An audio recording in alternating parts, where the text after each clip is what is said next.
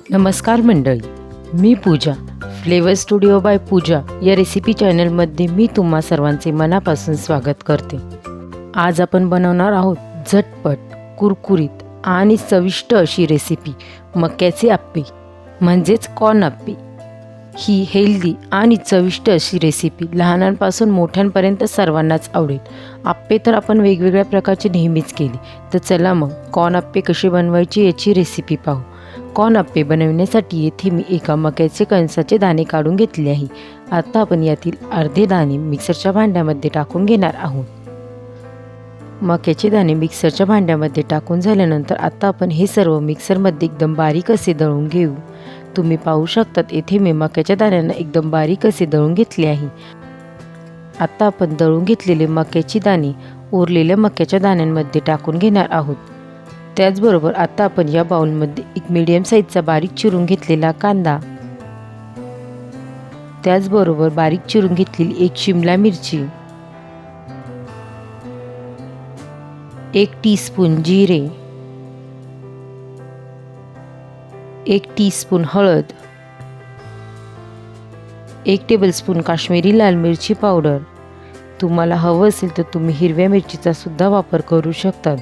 आता आपण यामध्ये अर्धी वाटी बेसन पीठ, त्याचबरोबर अर्धी वाटी तांदळाचे पीठ टाकून घेणार आहोत. तुम्ही येथे तांदळाच्या पिठाच्या ऐवजी रव्याचा सुद्धा वापर करू शकतात. त्याचबरोबर आता आपण यामध्ये चवीपुरते मीठ टाकून घेऊ व हे सर्व चांगल्या प्रकारे मिक्स करून घेऊ.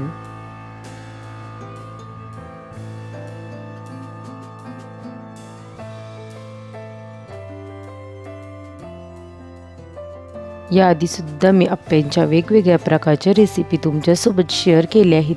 त्यांची लिंक मी डिस्क्रिप्शन बॉक्समध्ये दिली आहे, तुम्ही जाऊन चेक करू शकता.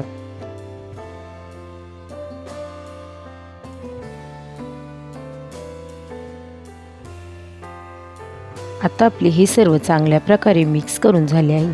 आता मला हे पीठ थोडे घट्ट वाटत आहे, यासाठी मी यामध्ये थोडेसे पाणी टाकून घेत आहे. पाणी टाकून झाल्यानंतर आता आपण हे सर्व एकदा चांगल्या प्रकारे मिक्स करून घेऊ. तुम्हाला जर गरज वाटली तरच पाण्याचा वापर करा, नाही तर नाही केला तरी चालेल. हे सर्व छान प्रकारे मिक्स करून झाले आहे. आता आपले कॉर्न आप्प्यांसाठी लागणारे पीठ भिजवून झाले आहे. आता आपण आप्पे बनवण्यास घेऊ. त्यासाठी इथे मी आप्पे पात्रात तेल टाकून घेतले आहे. तेल छान प्रकारे गरम झाल्यानंतर आता आपण बनवून घेतलेले पीठ आप्प्याच्या भांड्यामध्ये टाकून घेऊ.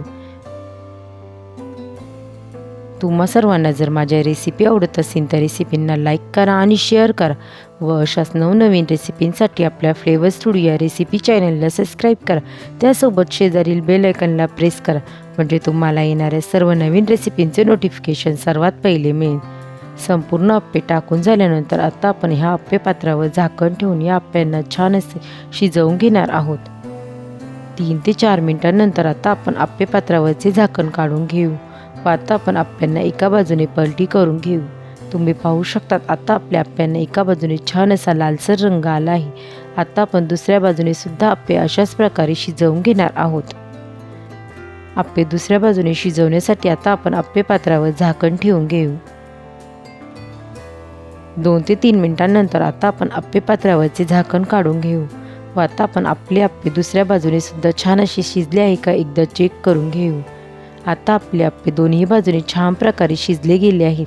गरमागरम असे कॉर्नचे आप्पे बनवून तयार आहे. तर ही रेसिपी एकदा घरी नक्की ट्राय करून पाहावं. तुमच्या घरच्यांना कशी वाटली मला कमेंट करून नक्की सांगा. रेसिपी आवडलीच नाही तर रेसिपीला लाईक करा आणि शेअर करा व अशाच नवनवीन रेसिपींसाठी चॅनलला सबस्क्राईब करा. पुन्हा भेटूया आपण अशाच एका नवीन रेसिपीसोबत. तोपर्यंत सर्वांनी काळजी घ्या. बाय.